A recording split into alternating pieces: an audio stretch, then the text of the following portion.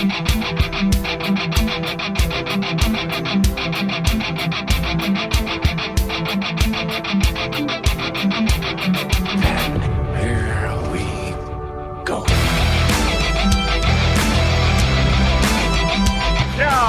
bring on the Mountaineers.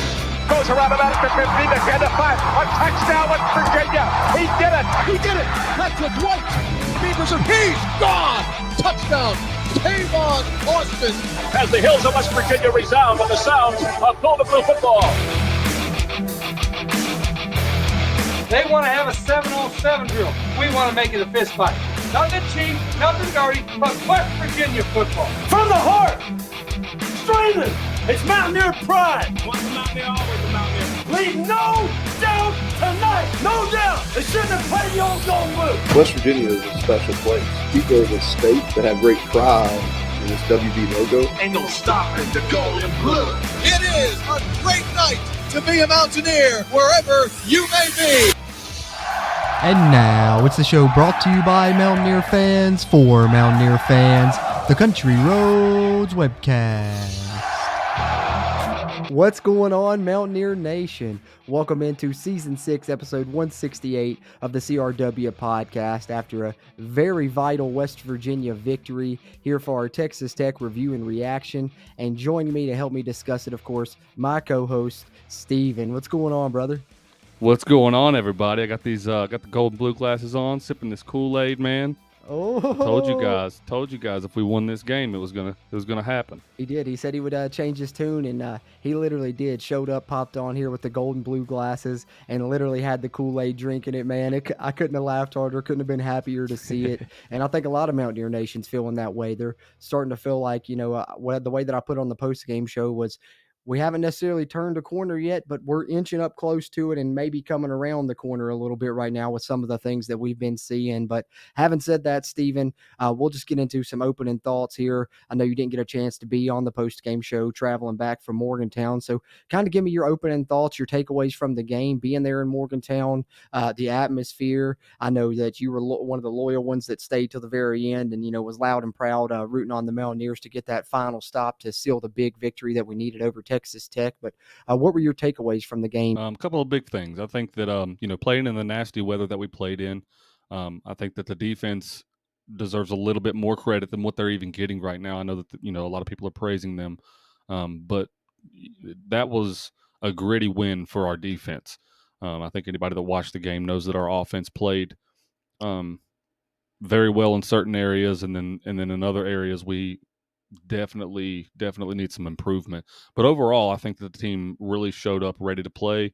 I think that they knew the task at hand. I don't think it was any lost on anybody what this game meant to the team, and more specifically to Neil Brown. I think everybody pretty much touched on that in any show that you watched in the pregame. For those reasons, I really like the win. Moving forward, I think that there's some more improvement that we need to make to be able to win a lot more of these games down the stretch in the Big 12. But for right now, I really like what I'm seeing in terms of these game-to-game adjustments by both the offense and the defense, because yes. I think in every single game we've seen a lot of different things thrown at you from both sides of the fence on those. I agree. Shout out to the coaching staff. They've taken their heat, the past year and a half, but you got to give them their flowers after that performance. I thought the offensive play calling was good for the most part. The defense, like you said, really came ready to play, and can't hammer that home enough, this performance by the West Virginia defense. I know some people want to look at the past two teams we played, like say that's a bad Pittsburgh team. Maybe so, but their offense looked a lot better against UNC this past weekend than it did against us. So our defense, showed up there. And then, of course, you look at this Texas Tech team, and I talked about it in our preview show leading up to the game. They had scored 30 points in every game this season, at least 30 points. They had at least 400 total yards of offense in every game this season, and West Virginia comes out, holds them to 13 points overall, and then they only pick up, 340 some total yards, I think it was. We'll get into the numbers here in a bit, but West Virginia, their defense is the first team to hold Texas Tech under 30 points, and they did better than that. They held them under 20, and the first team to hold them under 400 total yards. So say what you will about, Texas Tech maybe not being as good as they were predicted earlier in the season. We'll see how that plays out. But either way, you can't knock what the West Virginia defense did and how big they were in this game for the West Virginia Mountaineers to come away with this victory. Absolutely. And as hard as we've all been on this defense in the last few years, and in the beginning of part of this season, also in the secondary, I think the secondary and specifically needs a lot of credit and a lot of mention from around the entire fan base, because what they've been able to do in turning things around on their side of things is very commendable. I don't think I've seen such a night and day flip in a very long time, just a specific unit. You know what I mean? Right. I do want to. This is kind of off topic, but I do want to mention before I start. Don't think of it anymore. I do want to just say that I feel very, very bad for the Texas Tech quarterback Tyler Shuck. I think that just watching the injury, it was hard to see. You don't ever want to see a kid get badly hurt to where they can't come back. But the storyline with that whole thing that goes along with it, just wanted to say that I felt really, really bad for him, and I hope that he can find a way to get back somehow. But I bring that up to say is, this is what 5 years in a row now the West Virginia's faced a Texas Tech, The fifth Texas straight Tech backup year. quarterback. It's insane. And normally you would say, oh well, that bodes well for West Virginia, but as we've seen 4 times prior, it doesn't always bode well. So for that reason, I want to mention, I want to also give the West Virginia defense their flowers too. Yeah, absolutely. They deserve that.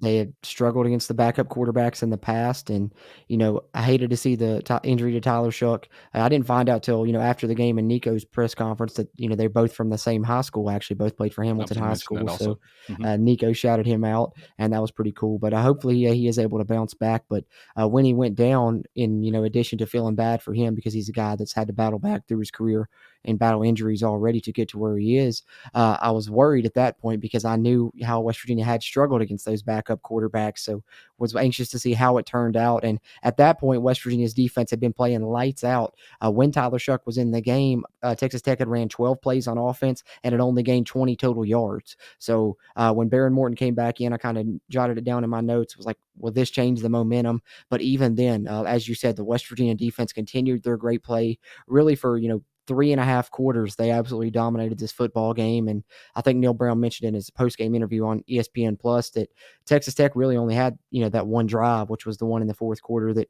made it 13-10. Other than that, the defense really did a great job holding them, forcing them to field goals, really just bailing the offense out a couple of times, especially after both turnovers that the offense had in this game.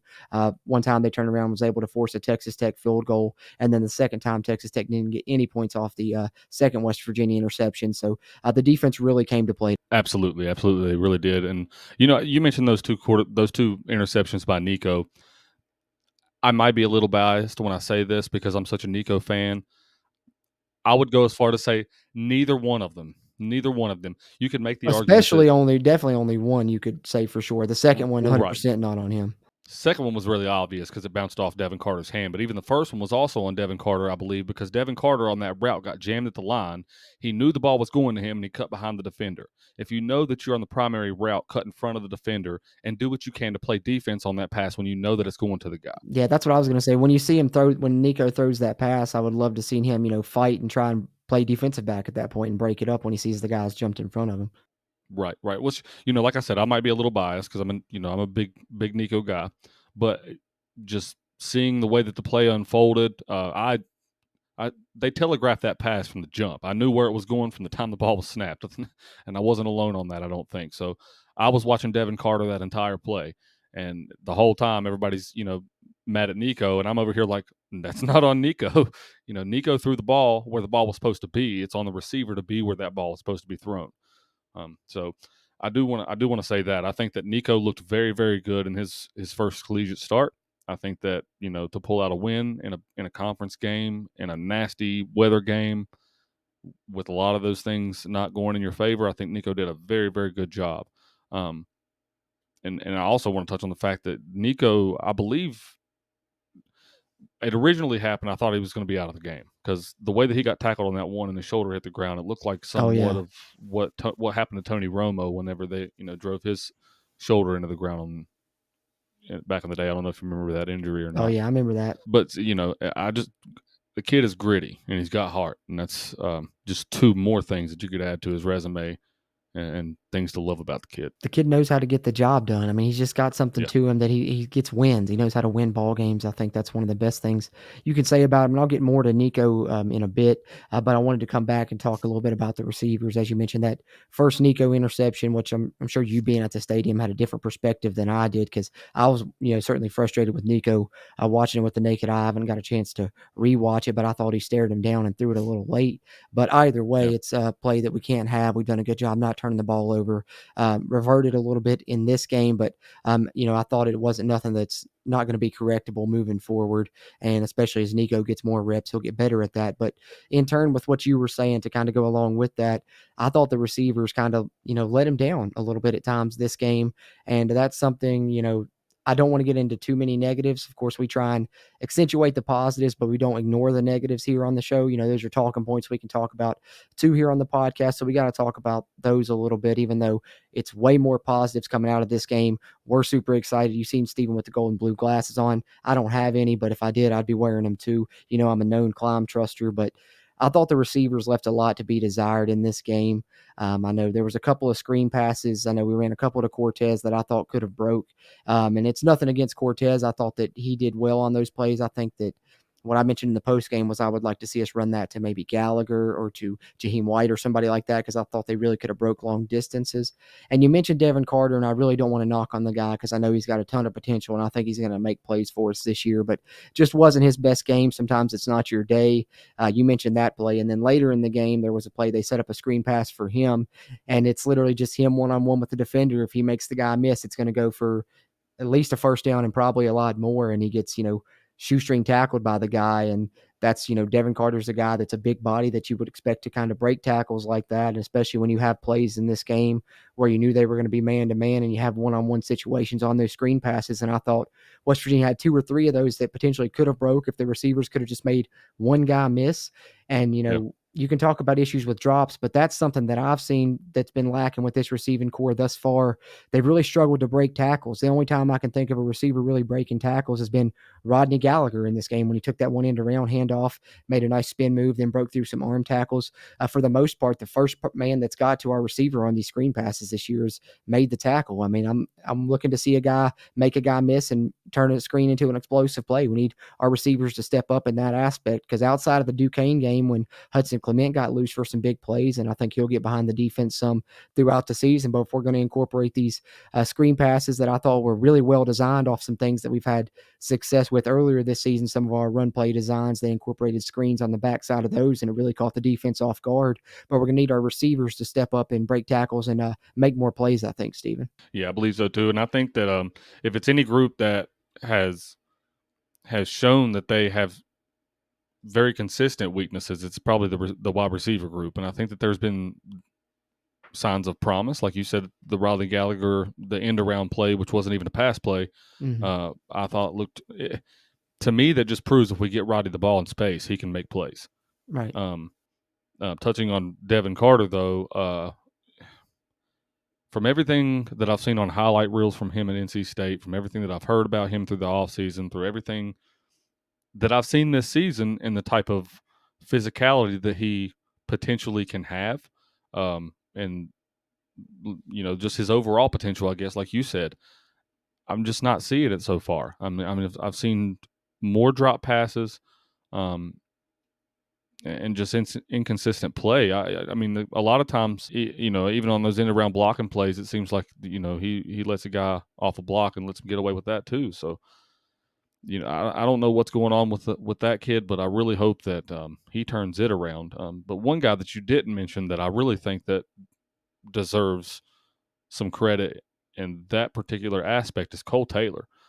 Cole Taylor has came to play this year, and I'm here for it. I've really been one that's kind of wanted to see more tight end involvement in our offense. I really love the involvement of Trayvon Wesco whenever we had that offense a few years ago, but like you said, there were so many more weapons with that offense that you couldn't really utilize them the right way. I really hope that we find a way to keep him involved and kind of mix up the play call. It seems like every single time he catches the ball, it's the same exact play. It's it's that tight end out, Yeah. and they just roll the quarterback out, and They love that that little RPO, yeah.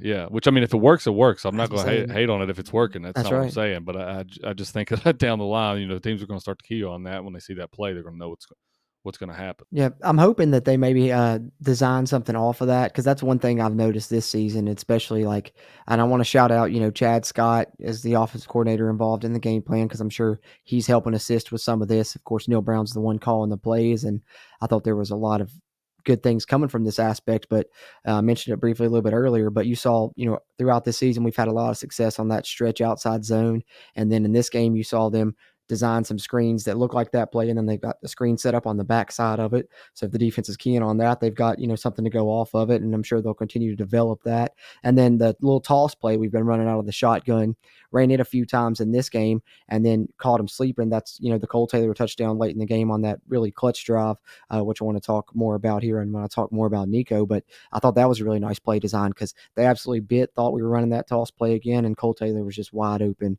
up the sideline there for an easy touchdown pass. So, as much as we're commending the coaching staff, got to shout out the offensive coaching staff for some of these creative play designs that I saw in this game that were really nice to see. Some things that we've had success with that they knew the defense would be keying on. They had answers to that, counters to that with plays that looked like those plays, but were something totally different. And to go along with that, and not to really harp on Nico at all, but I think Nico, like you mentioned earlier, was very reluctant to pull the trigger on a lot of those plays because there was at least two that I have in mind. Nico had Hudson, I mean, broad daylight, nothing but green light and green grass in front of him, touchdown. Oh yeah. The one was the rollout to the left play. I know you guys probably remember that one. Yep. It looked like Nico was like, okay, I'm going to throw it. And then he underthrows Hudson, and Hudson has to dive. It barely missed it. I think he didn't see him in time. Still I think think he it saw was him a late. catch.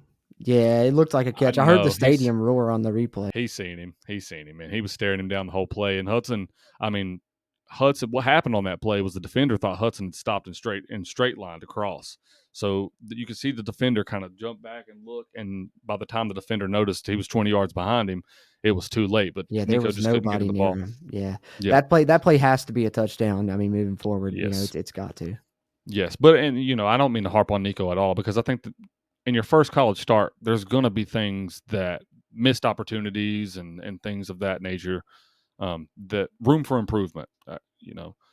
So I do think that moving forward, that will get correct. I think Nico's going to be a generational talent. I think that Nico's going to be an all-time great for WVU. I don't want to put any bad like juju out there, but I will say I hope Nico stays at WVU his entire collegiate career, because if he does, then West Virginia will be lucky to have him. We're already lucky to have him as our quarterback because of the tenacity that he shows, the heart, the grit.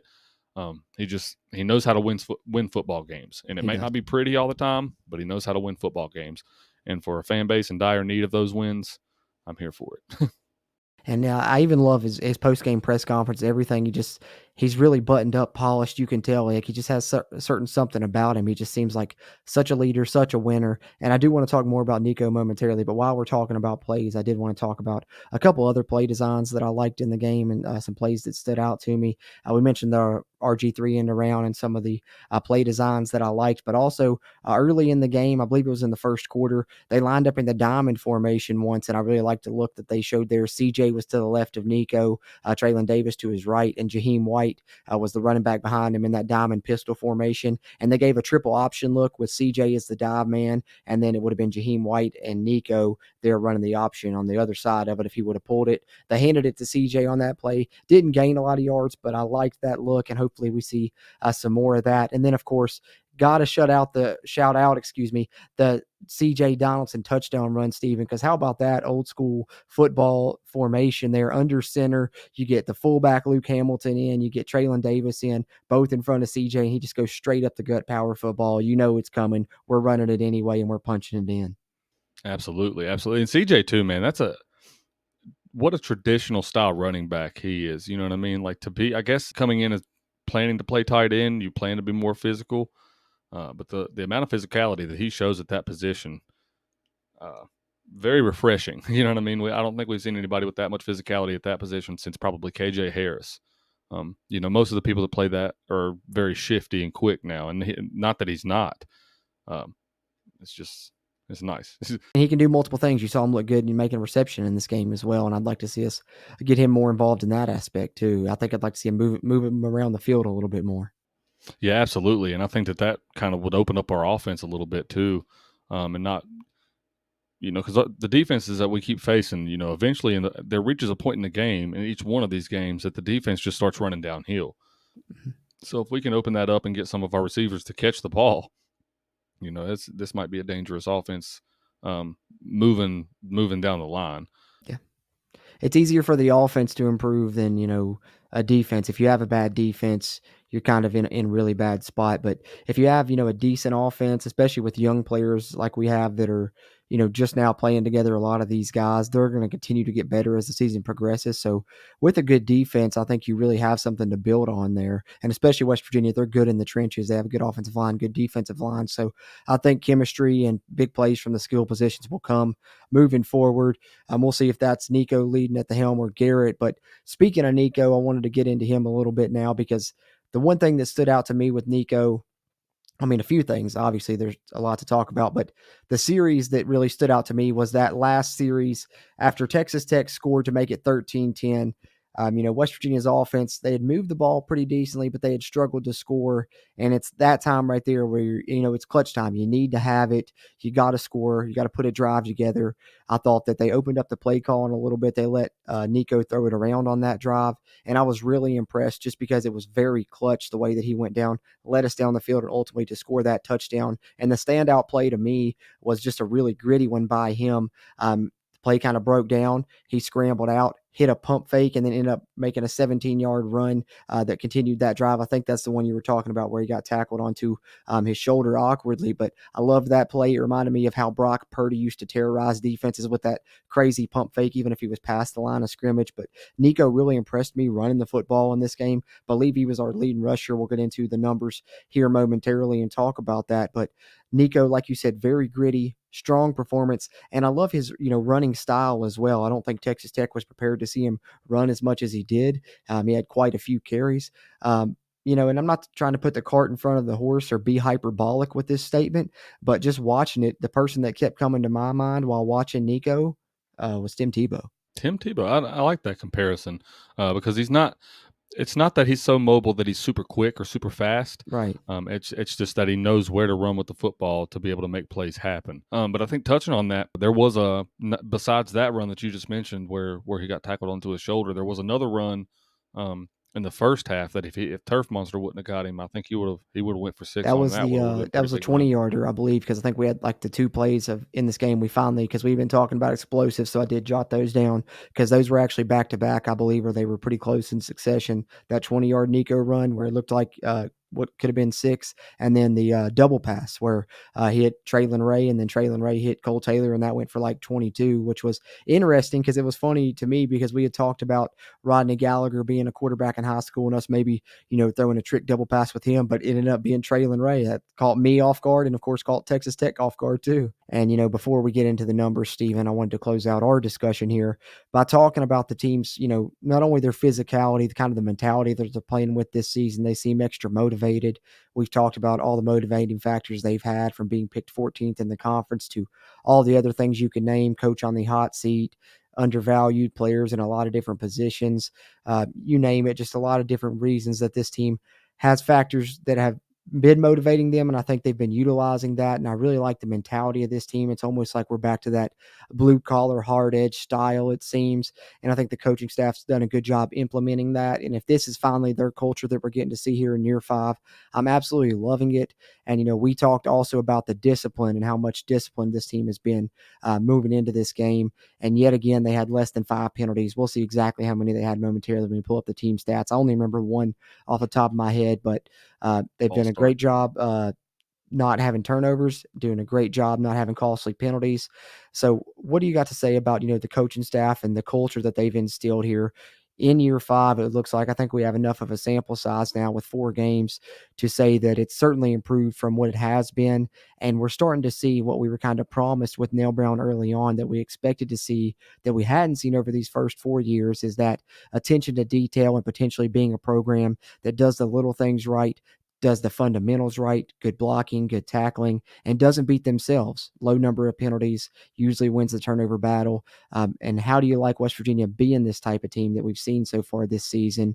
A little bit old school in their style of play, but it's getting the job done. Yeah, and you got to love it if you're, if you've been watching the games as much as we have. You've got to love what you're seeing out of, I guess, all around name would be, the culture, because like I don't know. There was a few times that I thought we could have done a better job at tackling, but for the most part, I think that was due to the rain. I had mentioned a few times during the game that if I was a coaching staff, I'd make everybody on the defense take their gloves off, because I know for a fact whenever I was playing and it would start to rain, the rubber on those gloves would just become more slick, and it would help. It wouldn't really help you when you go to make the tackle or catch a football.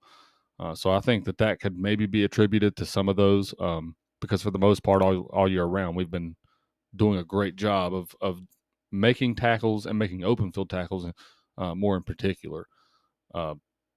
So I can't say enough about that. I have been loving that. But to mention on the penalties, there was only one time that I seen that we really kind of shot ourselves in the foot. We had the ball down in the red zone. I think it was 4th and 2 or 4th and 1, and we had a chance to get a first down and potentially a touchdown there. And then we get the false start and then have to kick a field goal. So there's still moments when that shows up, but they have done a great job of cleaning it up for the most part. If we can do a good job of eliminating that altogether in those moments, I'll be a lot happier with it all around. Yeah, getting there, step by step, hopefully just continues to improve as we go along. And if it does, West Virginia's got a chance to be a good football team this season. Right now, we're undefeated in conference. That's something we haven't been able to say in quite a long time. We're 3-1. West Virginia finally beats Texas Tech for the first time in the Neil Brown era. And Neil Brown has also now won 3 games in a row for the first time as the West Virginia head football coach. That's why Steven got those gold and blue glasses and that Kool-Aid over there, because Neil Brown's finally doing some things. Yeah. I think he's finally doing what we've, like you mentioned, what he's been telling us about for the past 5 years now. And people can say what they want about how low scoring of the games that these are or what have you, but like you mentioned the other day in our group chat, we may play like it's 1955, but it gets the job done. We're winning football games. Just win, baby. And correct me if I'm wrong, Cruz. Are we still undefeated in the Neil Brown era when we rush over 100 yards? When we rush for over 200, when we rush for over 100, we 200. have, it's like 19-4, 20-4, something like that. And a shout out to that too. I mean, like I said, we'll get in the numbers momentarily, but West Virginia hadn't ran for over 100 yards against Texas Tech in any of these games that they've played them in the Neil Brown era, not once, and they had over 100 rushing yards before halftime. I was noticing that on the board as well. I don't know why I thought the number was 100, but still, staggering numbers went over 100 as well. But it just goes to show that Neil Brown's offenses have always been built around rushing the football. I don't think we were ever supposed to be prolific as a passing offense under Neil Brown. Maybe we should have been, but the numbers show that Neil Brown's best successful seasons are or games, I guess, or when he's running the football and doing it well. So, like I said, we might play like it's 1955, but if it's getting the job done, we're winning football games, we could win every game 3-0, and I would still be happy. Hey, that's right. Just win, baby. 1-0 in the Big 12. Keep them coming. Hopefully, West Virginia is able to. But having said that, we're going to dive in on the numbers now. But before we do, I had some numbers that I jotted down that I wanted to mention, and that is West Virginia's defense in the first half. Just the awesome job that they did. Texas Tech had 2 first downs in the first half, 0 of 6 on third down, 0 of 1 on fourth down. They had 56 total yards of offense, 17 passing, and 39 yards rushing. And West Virginia dominated time of possession. And so as you were talking about there, doing a great job running the football, just great complementary football in that first half. The defense complementing the offense. 21 minutes to 8 minutes, they dominated time of possession in the first half. So before we look at the full stats of the entire game, I wanted to state those first half numbers that the West Virginia defense put up because those were very impressive. Yeah, and I'm glad you mentioned those first because you know, a lot of people will look at the entire. If you go and you look at the entire stat sheet, West Virginia by far and away got beat on that stat sheet. Other than the time of possession, we got beaten first downs, got beaten total yardage, pretty much every statistical category on that stat sheet. West Virginia lost in, but that just goes to show you that if it works, it works. That one was the main one that stuck out to me. Was we only allowed 2 first downs in the first half. I remember looking at that at halftime and thinking, man, that's a really good number. And I'm not trying to steal your thunder at all, but that number drastically changed by the end of the fourth quarter. I think we ended up allowing 10 or 11 first downs to them. But you kind of got to expect that as well. You know, they wasn't going to stay like that. You knew Texas Tech was going to come on in the second half, and I think that's why we were all getting a little bit antsy. The more and more the offense didn't, score when it was 13-3, we were starting to get a little bit worried there. Yeah. And hopefully that the defense will be able to hold offenses like that all season. And I think it's a good sign that whenever we needed to score points, we did score points. So that I don't want to take that away from them at all. But yeah, you expect a resurgence from any team, in the second half. But that one kind of scared me a little bit just looking at the numbers on it. Yeah, I agree. It was a little bit scary. I think a lot of it was because, as I think you predicted in our preview show, our game plan kind of was the inverse of what it had been against Penn State and Pitt, and that was playing with the light box and we're going to let them run the ball, but we weren't going to let them beat us with big plays. And the second half, they kind of realized that and was like, okay, fine, let's just feed Taj Brooks. And he ended up having an awesome game, especially in that second half. But let's look at how good he did here momentarily. We'll get into the individual numbers here in a bit. But first, let's look at those team stats. We were just previewing there a little bit. Let's get into them now that we've teased them. West Virginia, of course, with a 20-13 win. You see the scoring summary there at the top of the screen if you're watching on the video side. And we appreciate you tuning in if you're watching this episode, whether you're tuned in on our YouTube channel or on the WV Sports Now channel or on the web there at wvsportsnow.com, where you'll find all kinds of great Mountaineer content. And we're really appreciative of them and being a part of the Sports Now family of networks. But if you're watching on that video side, do us a favor, give us a thumbs up, hit that like button. It'll really help not only this video's performance, but future videos' performances on the channel. And if you're a West Virginia fan, be sure and subscribe. Helps us, helps you, helps get more of this Mountaineer sports content out to Mountaineer Nation. And then, of course, we got to ask you, if you're listening on the audio side, we will appreciate that as well. But be sure to leave us a rating and review. That helps us. You can find the Country Roads Webcast on Apple Podcasts, Google Podcasts, Spotify, Amazon Music, iHeartRadio. You name it, just search Country Roads Webcast. But we appreciate you guys tuning into this episode any way that you choose to do so. With no further ado, let's get into the numbers from West Virginia's win over Texas Tech. First downs, Stephen, you were correct. They did end up with more, 18-16. So 16 first downs in the second half for Texas Tech. As you said, a tale of two halves there. But the good sign is West Virginia's third down defense did improve to be very good, holding Texas Tech to 2 of 18 in the game. But West Virginia's third down offense remains an issue and something they're going to have to continue to improve, as they went 3 of 13 themselves. Fourth down, we know Texas Tech's a team that likes to go for it a lot. They did it 8 times in this game, but West Virginia was able to stop them 3 times, including the one that sealed the deal there at the end of the game, as the Red Raiders went 5 of 8. West Virginia was 1 of 1 on their lone fourth down attempt. Total yards, Texas Tech did outgain West Virginia 321 to 256. So, West Virginia's offense, as you've seen a lot of people say, you would like to see them be able to pick up a few more yards than that. But they did what they had to do to get the job done and put drives together when they needed to. As we mentioned earlier, the one, very clutch drive there following Texas Tech cutting the game down there. But West Virginia's passing yards, they ended up with 99. Texas Tech with 161. On 43 attempts, though, West Virginia did hold Texas Tech to 15 of 43, so that's great there. Terrible percentage for the Red Raiders. West Virginia, much better percentage, 13 of 22, and actually had a higher yards per pass than Texas Tech at 4.5 to their 3.7. We mentioned the 2 interceptions West Virginia threw, their first 2 of the season, unfortunately. Rushing numbers almost dead even, 160 for Texas Tech, 157 for the Mountaineers. Penalties, here's the number we were talking about. Texas Tech really got hurt a lot by them. 9 penalties for 96 yards. West Virginia only finished with 3 penalties in the game. So yet again, West Virginia under 5 penalties.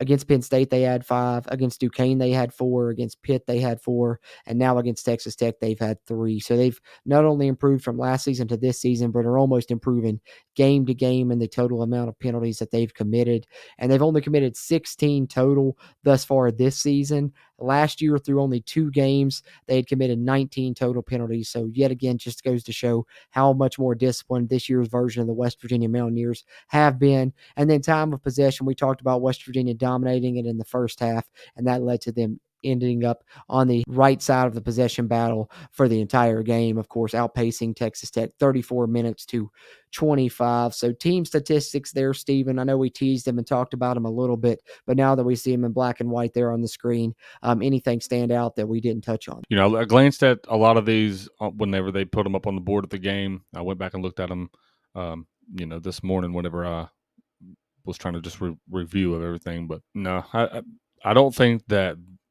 style of play is going to be enough to win every game in the conference. I won't say that.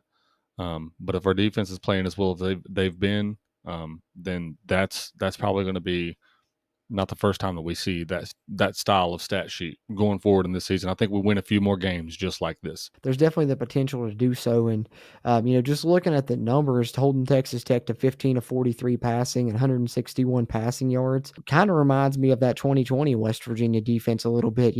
I think these past 2 games we've seen shades of that. The West Virginia defense that year led the country in pass defense, number 1 in the nation. And they've shown some really good things thus far in that area this season. And that's awesome to see, because we knew if the secondary improved, then West Virginia's defense would in turn improve right along with it, because we were really not worried about a lot of the other areas on the defense. And that's proved to be true thus far. Hopefully, that continues to be the case. They do say, the old adage is that defense travels. So hopefully they still look as good on the road, and we'll see how that carries over as West Virginia hits the road for their next 2 contests here. But all in all, right now, I'm really pleased with the defense, especially the passing defense after these games against Pittsburgh and Texas Tech, with those adjustments they made, post Penn State. Yeah, absolutely. I think that anybody that's watching these has to be pleased with what the defense has done to turn things around after that Penn State game, especially in the secondary. Gotta be. But let's look at some individual numbers, and then we'll get ready to switch gears and take a look around the Big 12 before we wrap up here on Season 6, Episode 167 of the CRW podcast. Of course, we mentioned the passing numbers. Nico Marchiol pretty much got all of those. Ended up 12 of 21, 78 yards. Did have the 1 touchdown, but the 2 interceptions. Not necessarily his fault on at least one of those. And then we mentioned Traylon Ray on the double pass, 1 of 1 for 21 yards, and that's how West Virginia ended up getting the 99 yards passing in the game. Rushing wise, Nico Marchiol, 15 carries, 72 yards to be the Mountaineers' leading rusher in this game. Talked about that a little bit earlier. Really gritty runs from him at times and looked really good carrying the ball. C.J. Donaldson, 15 carries, 48 yards. Did have the lone rushing touchdown for West Virginia on the game. Second consecutive week he's had a rushing touchdown. Jalen Anderson, 8 carries, 18 yards. Rodney Gallagher, 1 carry, 9 yards. Jaheim White, 1 carry, 6 yards. And Justin Johnson finally getting back in the action, coming back from injury, 1 carry, 5 yards. And then the West Virginia receivers, Cole Taylor led the Mountaineers yet again, 3 catches, 39 yards and a touchdown. Second consecutive game for Cole Taylor having a touchdown catch there. Going to continue to be a weapon for the Mountaineers in the red zone this season, I believe. Then you get Preston Fox, 1 catch for 15 yards. Cortez Braham, 2 catches, 14 yards. CJ, 2 catches, 11 yards. Hudson with a catch for 9 yards. Jalen Anderson with a catch for 7 yards. Devin Carter with a catch for 6 yards, and then Traylon Davis and Rodney Gallagher each hauled in a reception. Individual offensive stats there, Steven. Anything pop out to you that you want to discuss further? No, I mentioned Cole Taylor earlier. Preston Fox, man. Preston Fox has been impressive this year. Not necessarily in the receiving game, and I know we're talking about the receiving game right now, but punt returns, man. Punt returns yes. He has been a very nice addition to the punt return game. He really has. I'm glad you mentioned that. I would not be surprised to see him finally run one back, and that would be the first, punt return touchdown for West Virginia since 2012 when Tavon Austin ran one back against TCU. We've had plenty of kick return touchdowns since then, but no punt return touchdowns since then. So that would be big, and he really did make some good plays. West Virginia's special teams been pretty good for the most part this season, and one that stood out to me was he caught one inside our 10-yard line, and so he would have started, way back up near our own goal line with their backs against the wall. But instead, he makes a move and returns it, 20 plus yards, and we end up starting the drive on the 30-some yard On line. the And 30. so, yeah, it's the little things like that really make a difference in a game. It's really funny that you mentioned that specific one because that's the one that touches in my mind too. Yeah. I remember thinking.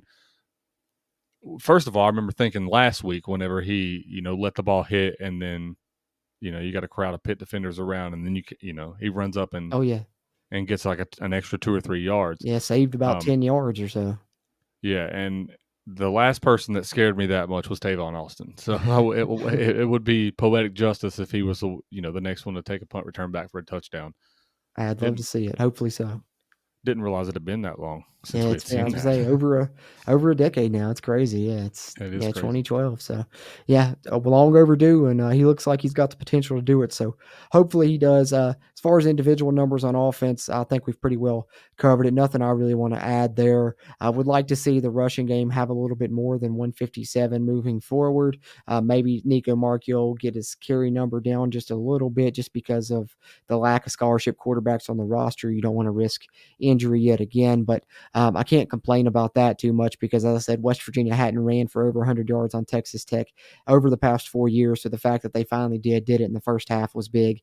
And then in the second half, they kind of had it on cruise control a little bit, turned it on when they needed to on that clutch drive, I think, which was impressive. And we've mentioned the receivers. We need them to continue to step up and evolve and improve as the season progresses because we're going to need to make more plays in the passing game. And, speaking of guys like Rodney Gallagher and Traylon Davis, I'd like to see them target a little bit more, when we do more traditional drop back passing plays. Seems like we've only really utilized Rodney Gallagher on some gadget type plays, and I'd like to see us target him a little bit more in the passing game. Hudson Clement continues to impress. He's gotten open against every team we've played. I think those receivers will come along and someone will make plays moving forward. But flipping it over to the defensive side, a lot of standout performances here. Aubrey Burks, when I was watching the game, really jumped out to me. He got credited with 7 tackles and 1 TFL, but I think he could have even got credit for more TFLs. He blew up several run plays coming in there. Marcus Floyd as well. Neil Brown mentioned in the postgame they're playing him at kind of a nickel spot on, passing third down situations. He was blitzing him multiple times, like 3 different times, got in there, once got a sack, and then blew up the play there on the 4th down at the end of the game as well. I just wanted to touch on him too. Marcus Floyd playing the position that he plays at the safety position and being able to get as many hurries on the quarterback as he did. Awesome. That goes to show and should speak volumes on the improvement of what this defense has made in the past few weeks. And I love that it's different guys showing up every week and making plays. This defense is really deep, and it's got a lot of talent. Marcus Floyd that we're talking about, 2 tackles, 1 sack, and a TFL. Trey Lathan, who's been awesome this season, led the team in tackles. Again, 8 total tackles. You get 7 tackles from Anthony Wilson, 7 tackles from Eddie V, 7 tackles from Lee Koba, who continues to be a force. And then Beanie Bishop, can't fail to mention him either, Steven. 5 tackles in the game, but was in on, multiple pass breakups and was around the ball a lot. And I think right there on that final drive for Texas Tech, he really stood out to me. They were attacking. He broke up, 1 pass, and then the one that stands out was Texas Tech had a tight end open in the end zone relatively. Could have been, the touchdown that tied it, or if Texas Tech wanted to go for 2, could have sealed the game for him. And Beanie Bishop comes in, gets his hand on the ball, breaks up that pass, and was a big reason West Virginia was able to seal this win late. Yeah, Beanie Bishop has been nothing short of amazing this year. I think he's been one of, if not the top player on the defense all around through all the games that we've had. And I think you can make an argument for several players to be that guy. But Beanie Bishop is definitely up there. And then you saw Ben Cutter get some more action at linebacker, seeing the true freshman start to come into his own. The light come on for him a little bit. I think you've seen some quarterback hurries from him in recent games. I believe he had a hit on the quarterback in this one. He finished with 2 tackles. And then we can't fail to mention Sean Martin, of course, 4 tackles in this game. 4 tackles for Malachi Ruffin, 4 for Lance Dixon. 1 tackle for Day Hawkins that was also a sack and a TFL. He played well in his minimal snaps. Mike Lockhart with 2 tackles, continues to be a force on the inside for West Virginia, as does Fatorma Mulba. He had a tackle in the game. So a lot of different West Virginia Mountaineer defenders getting in on the action. Anything else you want to discuss there as far as individual defensive stats, Steven? I did want to mention I have a new claim to fame apparently. So I was in line at the game when I was waiting to get a hot chocolate, and I started talking to the lady that was in front of me. And as we got to talking, she shared with me that her nephew plays on the West Virginia football team. So I was like, "Oh, who's your nephew?" She said, "Sean Martin." Oh, So I said, "What a small world." I said, "I'm from down in Bluefield where he's from," and she was super nice lady. Even paid for my hot chocolate. oh, wow, So that's awesome. that's my new claim to fame, is that Sean Martin's bought me my hot chocolate at the game on Saturday. But Hey, anyway, I did there you want to go. shout her out. She was super nice. I probably was very overwhelming with questions and things like that. So I just wanted to shout her out for being really sweet, and that's just a cool moment when you get to meet people, I guess, like that. Yeah, especially, us being from down here in Mercer County, right where he's from, went to the same high school I did. So certainly that's really cool to hear. And speaking of Sean Martin, I did want to bring up, that kind of jogged it into my memory. Nico in his post-game press conference as well referenced Sean Martin. We were talking about that drive that was really clutch that West Virginia went down and got that touchdown on. Apparently, before they went out on the field, Sean Martin, being the team leader that he's been asked to be this year, really got after Nico and the offense a little bit, telling them that they needed them to, pick up their slack and go down and score some points and, hold up their end of the deal. And Nico said he really respected that and he loved stuff like that and felt Yeah. like it motivated him and the offense to do what they did and get that clutch drive and get that touchdown. I hadn't heard that, but I absolutely agree. I think that it just shows that while there's camaraderie and there's love between teammates, you've got to be willing to take that leadership and from one side to the other, you got to be able to step up in that leadership role like Sean, but also in Nico's position, you got to be able to accept the criticism and be held accountable for those things if you're going to be, in the position that Nico's going to be in, being the quarterback of this football team. So shout out to both of them for that. Yeah. And one more thing about Sean Martin too. I don't think in the entire time that I've ever watched West Virginia football and having season tickets, I don't think that I've ever seen a kid go up to every single first responder on the field after a game. And after every single game that I've watched this season, Sean Martin has went up to every single state trooper and staff member on the football field and gave him a fist bump after the game. That's awesome. And I think that he's the only one. He's the only one that's done that. So I think nothing but a class act from that kid, and I think that not just for that reason, but it only adds to the fact that he's going to have a very bright future. Definitely a professional guy and going to be an NFL player that's going to make a lot of money. And salute to him for that. And shout out to his aunt too. That's pretty awesome. But speaking of Sean Martin, he's definitely a standout Mountaineer this season. But we're going to wrap this up by looking around the Big 12 and kind of recapping the scores from around the conference in Week 4. But before we do that, speaking of standout players, Steven, got to go players of the game. West Virginia victory. We got to pick our players of the game here on the review and reaction episode. So who do you got in mind offensively player of the game and defensively player of the game? I'm going to go somewhat plain, I guess you could say, on the offensive side of the ball, but I think it's kind of hard to ignore it. I think last week I dodged it, but this week getting his first collegiate start and coming out and playing the way that he did, for so many reasons that I've mentioned, I got to go Nico. I think that if I didn't go Nico, it would be nothing but disrespect. So on that side of the ball, I'm going with him. On the defensive side of the ball, guy that you mentioned earlier, but I don't think is getting enough praise, is Marcus Floyd. I think that that guy, after coming off of an injury that he came off of last year and coming back to this defense, I think that he's played very much improved football entirety of this season that I've seen him in the game. So I want to give him a shout out. Yeah, definitely. He's fits so much better in the role that they've been using him in this season. Now that West Virginia has Anthony Wilson to play that cat safety position, Marcus Floyd's rotated in there at times when he's needed to, but the fact that they're able to use him more as a nickel cornerback, which is kind of what he played at Murray State, he's really excelling in that role. We saw him against Pittsburgh be in that role and get that tipped pass that led to that late Malachi Ruffin interception. And then in this game was really a force, blitzing, as we talked about, caused several impact plays in this game, the sack and then the one to end the game there. So great pick. Mine, if you watch the post game show, they're probably spoiled a little bit for you, but I won't change them just to be consistent. Nico, I did mention on offense, but to me, I just had to give it to the entire offensive line. They've really done a great job this season. They've lived up to the hype and maybe even exceeded it in some cases. So got to give it to them when West Virginia was able to get it done the way that they were in this game. And then on defense, I talked about him a little bit throughout the episode already, but Aubrey Burks, man, I know watching the game on TV like I was, he was all over the place there. A lot of the first down plays that Texas Tech was trying to put together so that they could get that tempo going, if they get a good gain on first downs when they really roll into it. But Aubrey Burks was blowing up a lot of those first down runs, first down swing passes, screens, whatever they were trying to do. Seemed like Aubrey Burks was flying around all over the field. So shout out to him. Took some criticism after that Penn State game, but I think since then has been every bit of the player that we expected him to be throughout the offseason. Is looking like a true professional as well and could have an NFL future. Great safety for the Mountaineers. Love the way Aubrey Burks is playing.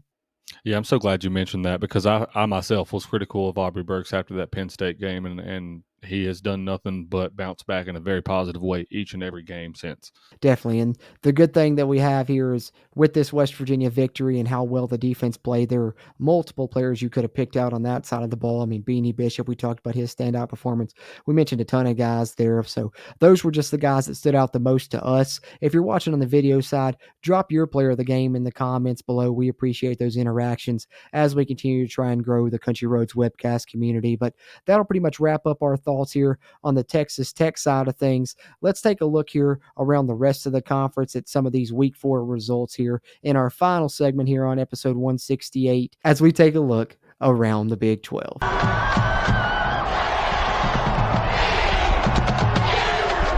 All right, around the Big 12 here, week 4 of the college football season here in 2023.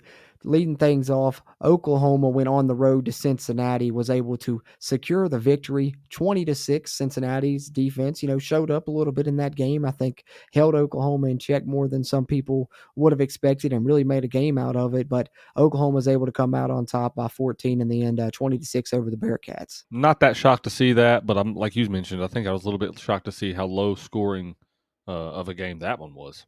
Yeah, I was too. I was surprised by that as well. But, Oklahoma gets the job done, continues to be one of the top teams of the conference at this point. And then next up, we have the one that a lot of Mountaineer fans are going to want to look to, and a lot of Mountaineer fans may even be rewatching this week as the Mountaineers prepare to take on this team this Saturday in Fort Worth, West Virginia. We'll hit the road to take on TCU in a night game there. Before that happened, TCU had to take on one of their rivals this week in SMU, and in this rivalry game, TCU was able to handle them pretty easily, 34-17. And as you can see there, the TCU offense has been putting up points this year. So, that's another thing to look at next week is if the West Virginia defense is able to hold them, then that's going to be yet another statement.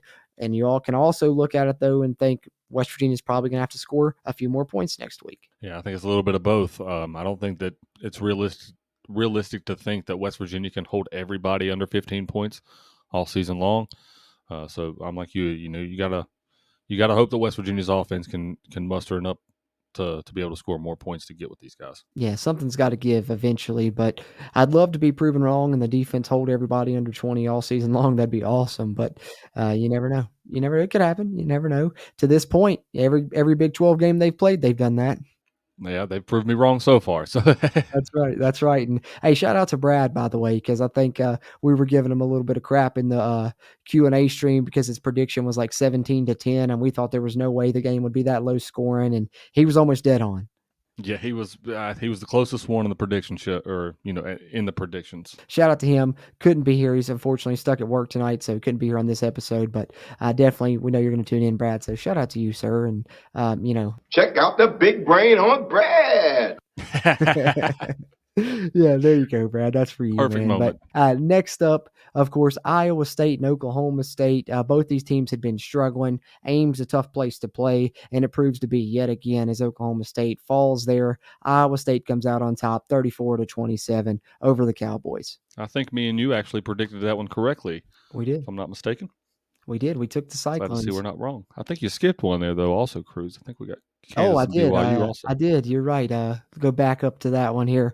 Sorry, leapfrogged right over that one, but didn't mean to because I like Kansas. I like Lance Leipold, what he's doing, and I like Jalen Daniels, and rightfully so. They continue to Yeah. be unbeaten in 2023 and are looking like, they may have something to say in the Big 12 race as they knock off BYU there in Lawrence. BYU's first Big 12 game, unfortunately, ends in a loss for them. Kansas coming out on top 38-27. Yeah, and then you mentioned the Kansas offense. Kansas defense, while they allowed 27 points, played with some with great physicality, I would say. So, as much credit as Kansas offense gets, it's a pretty good team all the way around for them this year. And even though West Virginia doesn't play them, I'm going to be interested to see how they do down the stretch. Yeah, I am too. I think they're a team to keep an eye on for sure. And it's because of that defense, probably because last year that offense was humming, but that defense left a lot to be desired. And seems like that defense is starting to come around this year, as you mentioned there. So definitely something to watch, a storyline to watch moving forward throughout this Big 12 season is how good can Kansas be, because they're right up there in the top of the conference right now. But moving along here with our Week 4 games, next up, Sam Houston and Houston. We talked about this one in the preview. We both felt like Houston would be able to pull it out, and finally they were able to do it handedly. Their 38-7 win at home. Yeah, not much to say on that one. Yeah, not too much to say. No thoughts. I'm ready for in 2 weeks whenever we can go down there. We got back-to-back trips to the state of Texas. So. Mm-hmm. Yeah, hopefully we can get some wins down there in the Lone Star State. But funny enough, the next score that we have here is almost the exact same score. Houston beats Sam Houston 38-7, and then Texas goes down to Waco and beats Baylor 38-6. Texas, I've mentioned this before. Texas, I will say, is back. Poor Baylor, man. Baylor is in a tough spot this year. They're struggling right man. now. That they are, man. It's kind of been hard to watch. It seems Baylor has been that way over the years. So it's either they're really good or they're really bad. They don't really have an in between anywhere. Yeah, it's just one extreme or the other. But who knows? Hopefully they're able to turn things around. For their coaching staff's sake and everything, and the fans there in Waco maybe see some success moving on. But it's tough to watch there. Texas, really handled them on the road there, 38-6. And then lastly, our final game here that we wanted to talk about in our review show here, and that is, of course, our game of the week this week, and that was UCF traveling to Manhattan. I know we both thought that it would be a pretty close game, but without UCF having John Reese Plumlee, Kansas State would be able to pull it out, and that's kind of what happened. UCF gave them a great run, kept answering back. Every time Kansas State would throw something that you would feel like would be a knockout punch, UCF would bounce right back. So shout out to UCF's backup quarterback for playing as well as he did. I know he was a transfer in there, and he looked pretty good to be able to hang in there with Kansas State. But ultimately, at the end, Kansas State prevails, pulls away, and continues to, be one of the top teams in the conference. And another contender to talk about there is Kansas State as they beat UCF 44-31. Yeah, Kansas State's going to be a pretty good football team in the conference this year. But I think UCF showed that, while they still lost the game, I think with the backup quarterback, they showed a lot of poise. And they showed that they can also still be a dangerous team moving down the stretch too. Yeah, don't sleep on UCF. They've got, one of the top offenses in the conference for sure. So they're going to be a team to be reckoned with down the line as well. Yeah, that's actually, I was trying to remember if we played them down there or up here, but that's one that I'm kind of a little bit scared of. More so because we play down there in Orlando, and the bounce house isn't an easy place to get a win. So I don't want anybody overlooking that game just yet either. Yeah, one of the most underrated places to play in college football potentially. So going to be a tough one for West Virginia. It's my favorite name of a stadium in the entire country. I mean, any place called the Bounce House, that's got to be a fun place to play football, right? Having said that, that's the scores from around the conference here in Week 4 in our Around the Big 12 segment as we continue to look around the conference here on our final segments on our preview and review shows. But, Steven, anything you want to add here in regards to the Big 12 conference or any of these games here? Just going to say, people are starting to jump on board and trust the climb again, and rightfully so. I think to believe that we're going to go undefeated through the rest of the season is a naive thought, but I think that West Virginia should definitely be thought of as a middle of the pack to upper echelon team in the Big 12 right now with the way that they've played defensive football. Yeah, and what you can say for sure is that they certainly aren't 14th. You're damn right about that, sir. That's right. That's right. Not 14th. And Neil Brown was quick to point that out multiple times post game, and I was so glad to hear him do so. And shout out to it. Picked 14th in the preseason media poll.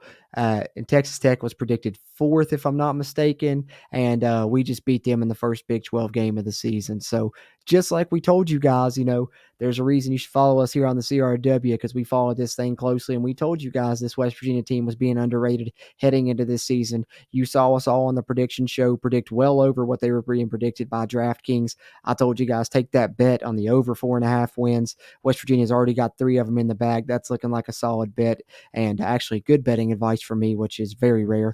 But when it comes to West Virginia, we know a little bit a thing or two about a thing or two. Every once in a while, I would like to think that we're not totally ignorant around here. Yeah, definitely had to shout out to Big 12 there for picking us last, and then us currently being 1-0 in the conference. Just keep doubting us. We'll keep proving you wrong, baby. Yeah, and I love that in the post game too in the locker room. He said, "14th who? 14th exactly. Who? 14th who?" If you're a player on Neil Brown's team right now and you don't get up for this guy, I mean, the way that he interacts with his team after games, after wins specifically, but just in general, I don't know how many videos that you guys have seen with him, like in what I call candid shots, when he doesn't know the cameras are necessarily rolling. He's not always that PG. He can get real quick, and I love that about him. He's definitely a guy that gets me. If I was on his team, he'd get me fired up in a second. I'd be ready to run through a brick wall. So likewise, if you haven't heard Jed Drenning talk about his pregame speech before the Pitt game, go seek that out on their Pitt Review podcast on In the Gun. That's awesome stuff. And I think he put it out on his social media. Jed Drenning did as well. So check that out if you haven't.